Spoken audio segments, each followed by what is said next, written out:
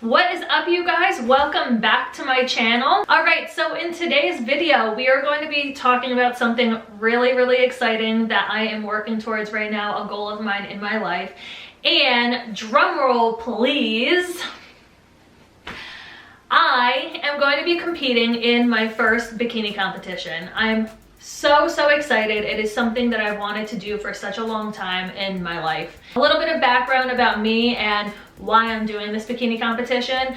I have wanted to do a bikini competition for years. It has been a goal of mine. I think that it is so awesome to see women up on stage, you know, doing something so courageous and standing up there in a bikini and being judged based off of their body. I think it's pretty amazing, and it's just such an invigorating thing for a woman to be able to do. And I never did it in the past because I was nervous to do it myself. Because I know that it's a lot of hard work and it takes a ton of effort and a lot of consistency and discipline. But two, I didn't do it at first because I was afraid of what other people were going to think about me. And I'm just starting to come to the conclusion that you know, this is my life. I'm an adult. I'm going to do what I want to do, and I'm going to go and achieve my goals that I have. And so I took this huge step this year, and this is something that I'm going to do and I'm going to achieve. And I'm working so hard at getting that bikini competition body, and I'm so excited.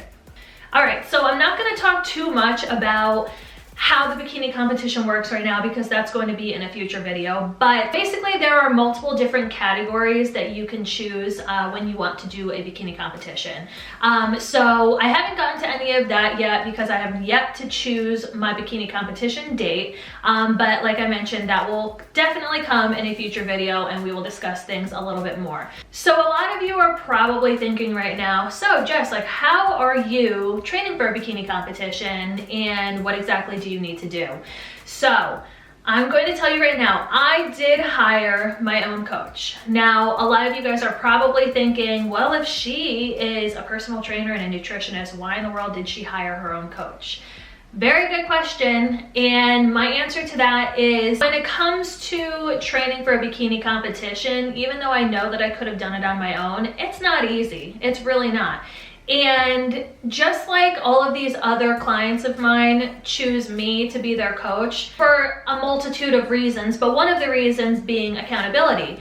And even though sometimes you know what to do, sometimes you just find that you're not doing it because you're not holding yourself accountable. Sometimes you find that you're not doing it because you have so many other things going on in your life. Like for me, for example, I noticed that I do a very good job of holding a lot of other people accountable and training my clients and getting them to see their goals and getting them to achieve all of these different things. But then when it came to me, I noticed that I really wasn't doing what I needed to do in my life to achieve my goals. And I'm going to go back and just start and say, all throughout my life, I have been very active. I have been in sports throughout my whole entire life. I'm a very competitive person. And I like the idea of being on a team. It makes me just really excited to be a part of something and to be on a team and to have a coach coaching me through all of this, and to have a team to back me up and, you know, talk to about the things that we're going through, because we're all going through very similar stages in our life right now. And it's really nice to have a coach to, you know, do your check-ins every single week and give you critiques or praise you or, you know, tell you what you've done good or what you've done bad this week and things like that, things that need correcting, things that don't need correcting. It's just really nice to have that coach standing on your side, helping you throughout this whole entire process. One, to keep you accountable, but two, just because it really makes me feel like I'm on an athletic team again. It's a really exciting feeling. So for all of you guys wondering, why is she not coaching herself? I absolutely can coach myself, but it really comes down to just that feeling of just wanting to be a part of something bigger, wanting to be a part of a team and have somebody else hold you accountable instead of you holding yourself accountable on top of all of these other people that I coach as well. So my coach is amazing. I started training with her back in November of 2020, so this was almost 3 months ago at this point. When you start training for a bikini competition, your starting point really just depends on where your body is at that point in time. So when I first started my cut back in November with my coach, November 2020, I was pretty much at the heaviest I've ever been in my life. I was at around 164 pounds. And I'll show you a picture of myself right here. This was my starting picture right here. As you can tell, I was holding a lot of weight. I was holding a lot of bloat in areas in my stomach, in my chest, and my shoulders, my back, my butt. Like nothing was really sculpted. I was exercising, but I just wasn't staying consistent with a program. I was not, tracking what I was eating whatsoever. I was kind of just going about my normal day. And so when I started with my coach, I was at about 164 pounds. And when you start training for a bikini competition, since I was at that weight and I really was not lean enough, we had to start a cut first. So when you start a cut, that is essentially you tracking your macros, and your macros being your macronutrients, which are your protein, your fat, and your carbs. Your macronutrients are in every single thing that you eat every single day. And so when you start on a cut, you start at a specific macronutrient range, and then every single week, depending on how your numbers are looking, how your weight is fluctuating, how your progress pictures are looking, certain things will be decreased each week in order to help lose weight. And this is something that I will, explain more in a separate video. So right now I am technically in a thing called pre-prep. So when you start prep, usually it depends on the coach, but usually that's about anywhere around like 15 to 18 weeks out. It really depends on the coach though. So I have not started my prep just yet, but I am in pre-prep. I am still in my cut right now.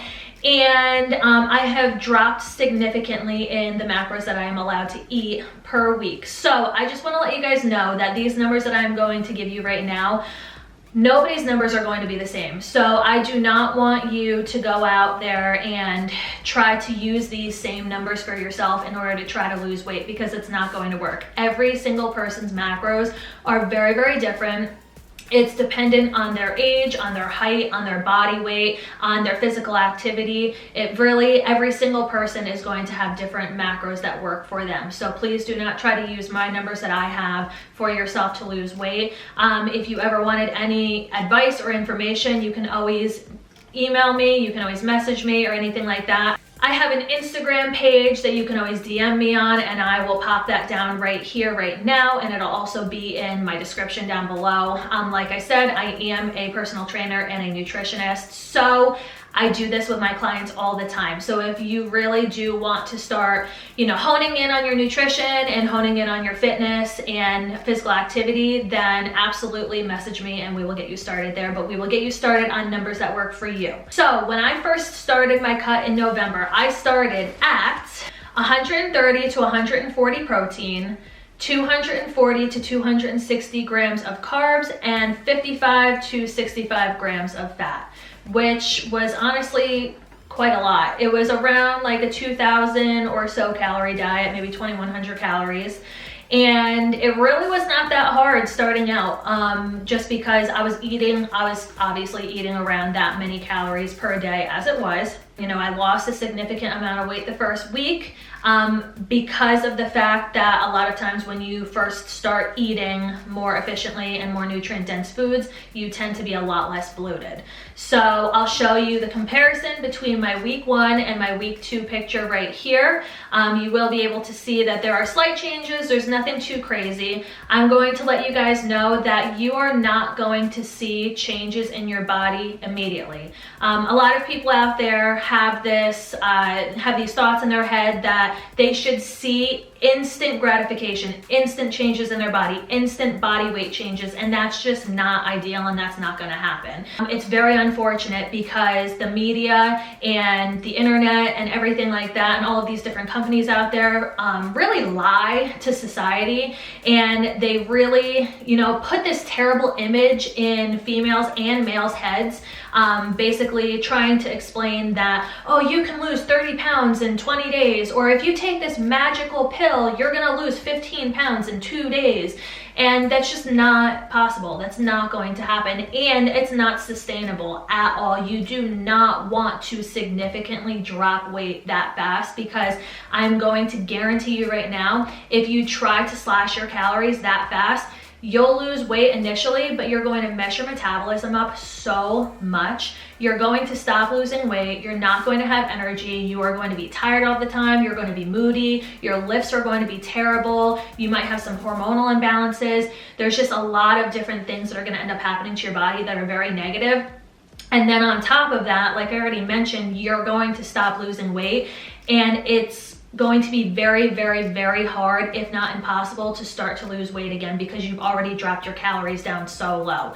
So by tracking macros and doing it at a slow pace and a sustainable pace, yes, you're not going to lose weight as fast, but it is more of a sustainable way to lose weight. You are going to lose the weight over time. You're going to look amazing, and you're going to feel amazing. You're going to have energy. You're going to have very, very good lifts. You're not going to be tired all the time. You're not going to have any kind of issues with your bowels or with hormonal issues or anything like that. It is just so much better to decrease your macros in a more sustainable and slow style. All right, so now that it's February of 2021, this is now 3 months later, and my new numbers are now 130 to 140 grams of protein, which is the same, 160 to 170 grams of carbs, and 50 to 55 grams of fat.